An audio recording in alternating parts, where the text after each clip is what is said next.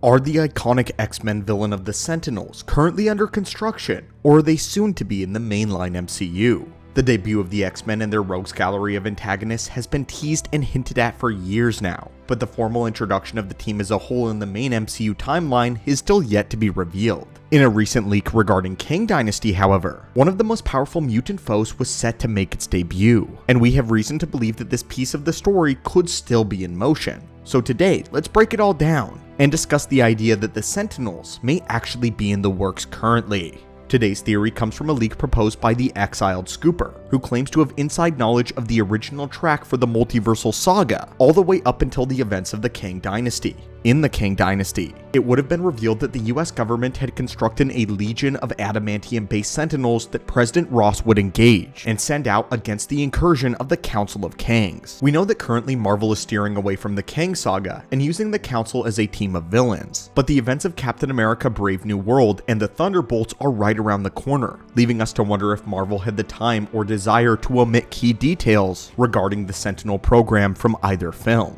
or whether or not the Sentinels are still in play. We know that adamantium is going to be mined from the body of Tiamat the Celestial, who was frozen in the Indian Ocean during the climactic final showdown of the Eternals, and we also know that this is going to be a key factor in the Thunderbolt story as well. The Thunderbolts are said to be a clandestine team of covert operatives tasked with acquiring adamantium without the official involvement of the government. We don't know if the official purpose of the adamantium is going to be stated as being specifically for the Sentinels, or if the government simply wants an adequate supply of adamantium for general use.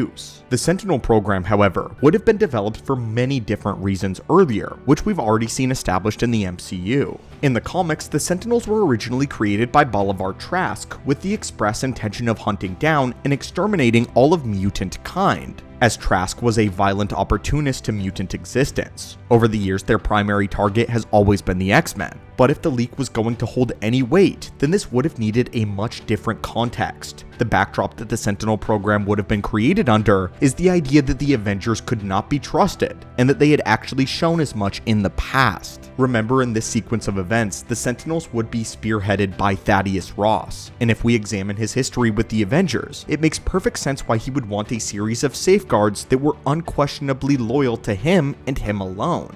If we work backwards, we know that the Avengers failed to stop Thanos because they were divided by their own personal conflicts. Half of the team was on the run, while the other half was essentially on life support in terms of their operational capacity and readiness to defend Earth. They were severely underprepared for Thanos' arrival, and for 5 years, the planet paid the price for the Avengers and their failure. If we work even further back than that, we get to Captain America: Civil War, where Ross expressly wanted to assimilate the Avengers into an organized militaristic structure, a part of the United States government. He wanted them to answer to the United Nations, and more importantly, he wanted them to be on call to serve the needs of the government at a moment's notice. But quite famously, the Avengers, and specifically Steve Rogers, refused to be shackled by the orders of the government. After Steve saw how thoroughly the government could be corrupted, he refused to take orders from Ross, and if we work even farther back, Ross's primary objective was hunting and containing the Hulk. Ross knows the power that his planet has to offer up close, and he understood that the government needed its own system of unwavering soldiers with no human emotions, no moral objections, and no hesitation.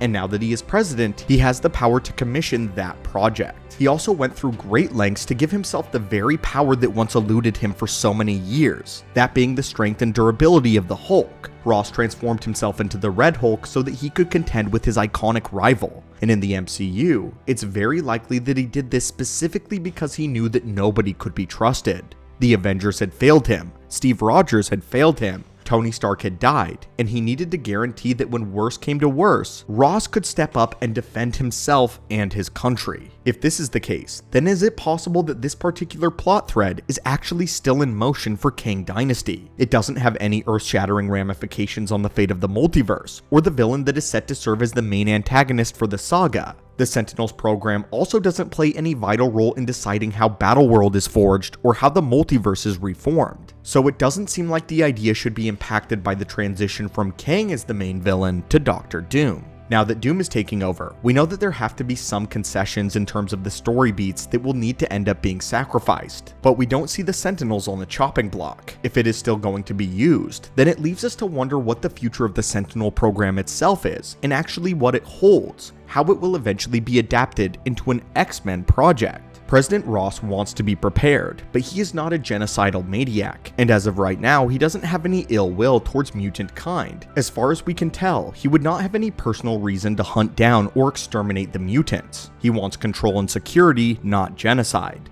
Trask, however, is a lifelong opponent to mutants, and he would probably be the primary antagonist of an X-Men vs. Sentinel adaptation, not President Ross. When the X-Men do eventually make their way onto Earth 616, there are a few ways that they may end up landing there. One possibility, which seems to be the likeliest right now, is that they will actually be nomads from another timeline, nomads who make their home on Earth since their reality was presumably destroyed. If this is the case, then we propose a twist on the story.